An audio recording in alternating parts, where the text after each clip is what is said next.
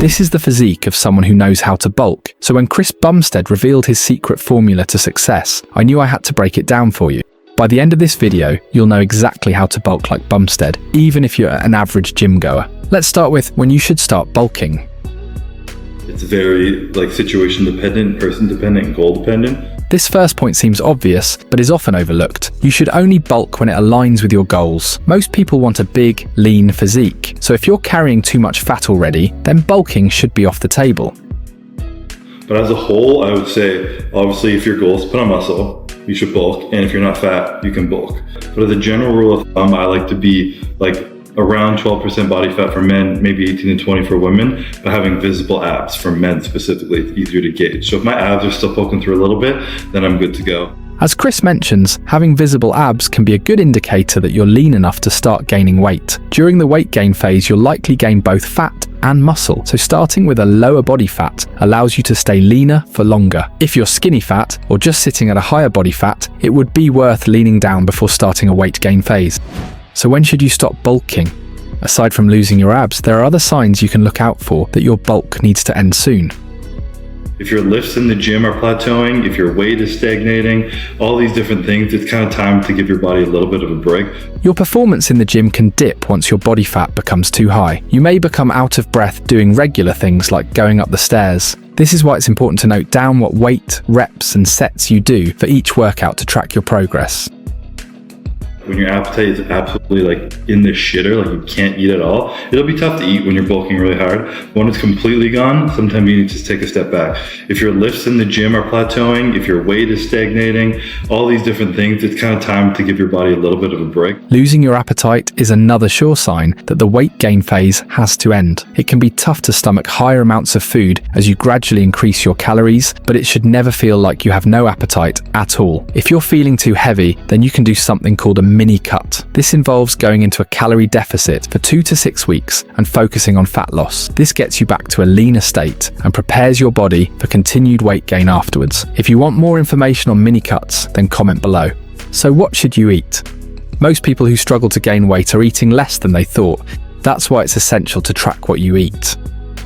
What isn't measured isn't managed. So the more you measure, the more you can manage, the more you can adapt, and you know what changes you're making are causing the changes in your body.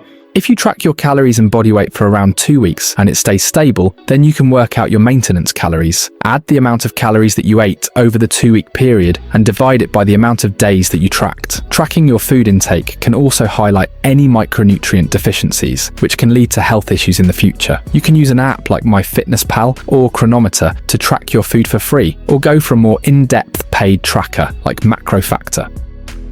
MacroFactor, I'm a part owner of, so I am biased, but I do think it's the best by far. It's the only app that'll detect changes to your metabolism and then update your nutrition each week, just like a nutrition coach. My base to maintain 250 pounds is 4,000 calories. So if I want to lose weight, I'll go under that. If I want to gain weight, I'll go over that. Typically, you'll increase by 5 to 10, probably 5%, I would say. I usually go on more so 300 to 500 calorie increase when I start a bulk. 250 to 500 calories extra is the generally accepted guidelines when starting a weight gain phase. A study by Gary John Slater et al. Advised between 358 and 478 as a starting point for building muscle mass. Another study looked at the effect of a large surplus when compared to a smaller surplus for muscle hypertrophy. They found that a higher surplus led to more fat gain but not necessarily increased strength or muscle mass. So generally it's best to eat as little as possible while still gaining weight. Once your weight plateaus, gradually increase by another 100 to 200 calories. Obviously, most important if you're trying to bulk, put on muscle, is protein. And you don't need quite as much protein when you're bulking because carbs are actually protein sparing. One signal that triggers your body to build muscle is a high-protein diet, so increasing protein is essential. He's absolutely right about increased carbohydrates here too. Your body uses carbohydrates as its main source of fuel, but if carbohydrates are low, then protein will be used as a substitute. Sufficient carbohydrates will mean that the protein you eat is used for muscle building and not as fuel. whole foods are the most important thing. Something that grows from the earth, something that cavemen could eat, anything like that. Single ingredient foods are your best bet. The carbohydrates you choose should be high in dietary fiber and as unprocessed as possible. Some good choices would be oats, quinoa, and brown rice. Fruits and vegetables are also a healthy source of carbohydrates, so include them in each meal. Now let's look at how much protein you should eat. So I stick to a minimum of 1 gram per pound of body weight. Everyone knows that number. It's so simple. Just stick to it. Make sure you're at least hitting that. And that's what you prioritize. So then you take that. I'm 250 pounds. That's 250 grams of protein. While 1 gram of protein per pound of body weight is easy to work out, one study found that anything over 1.62 grams per kilo or 0.72 grams per pound didn't seem to contribute to more muscle gain. Eating a higher amount of protein should not affect your health unless you have underlying health conditions though. So if you choose to eat more, you shouldn't worry. Interestingly, we used to believe that each meal should have 20 to 30 grams of protein in it because our body couldn't use more than that at one time. Now, a 2023 study by Trommel et al. Has shown that 100 grams of protein eaten during post-exercise recovery had a greater and longer anabolic response than 25 grams. So theoretically, you could eat the majority of the protein intake in one post-workout meal and get a better muscle building response from your body. Real food is your best source of protein, so foods like beef, chicken, eggs, or dairy. If you don't eat animal products, then vegan protein like lentils, beans, chickpeas, and tofu have been shown to be just as effective for muscle building. This study showed the same muscle mass and strength increase for both non-animal and animal-based high-protein diets when undergoing high-volume resistance training. So now let's look at what supplements you should take. Number 1, gotta be creatine. If you're trying to put on muscle, creatine is the best muscle ever. It's good for your brain, it's good for energy, it's good for repair, it's good for putting on muscle. It's the most studied sports nutrition supplement ever. If you're not taking it, you're falling behind. Creatine is naturally occurring in foods like red meat, but supplementing it can be beneficial for training. Creatine is essential in the process of energy production in the cells by helping to create adenosine triphosphate, or ATP. This allows your muscles to get extra reps and build more muscle. Supplement companies have long pushed the idea of a loading phase, but this 2021 study shows that this is not necessary. According to them, taking 3 to 5 grams or 0.1 grams per kilogram of body mass daily is enough. They also note that for healthy individuals, there shouldn't be any effect on your kidneys, as was previously thought.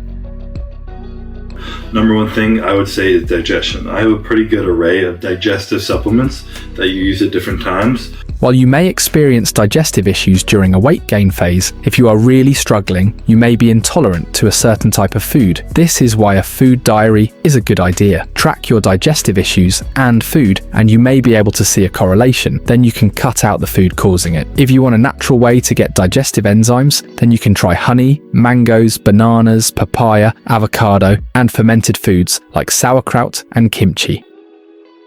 Other than that, of course, post-workout shake, protein powder. It's like the most basic supplement in the world, but it's so helpful. Do you need it? Absolutely not. Can you get away without it? You're damn good if you can, because I've always needed it, both through prep or in off season. And I still really believe that a post-workout shake is extremely important. While the anabolic window after a workout might not be an hour like people previously thought, this 2013 study shows that the window might extend to around 5 to 6 hours. And if you remember the 2023 study we previously looked at, a high protein intake, around 100 grams, can give you a better and longer anabolic response after training. It could be up to 12 hours post-workout that your body is still building muscle.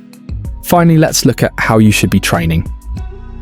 People are always asking how to train in a cut versus a bulk and all these things, and at the end of the day, it doesn't really matter that much if you're training really hard and progressively overloading.